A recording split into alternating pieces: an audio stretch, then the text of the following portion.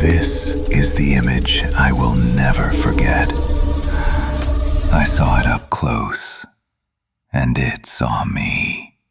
When I lifted the blinds, the Harlequin's face was pressed against the glass. The paint wasn't perfect anymore.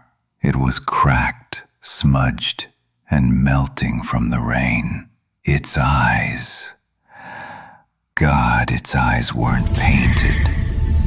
They were real, focused, hungry. Behind it, the rusted fire escape creaked, bending beneath its weight. 3 stories up. No ladder, no sound. It climbed silently and waited for me to look. I screamed.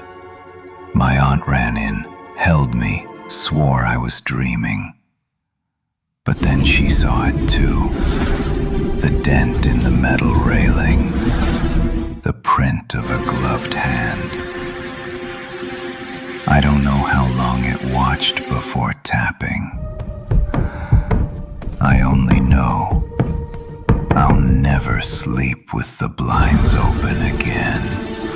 If you want more stories about things that move in the dark and defy gravity, hit follow. Share this with someone who hates clowns.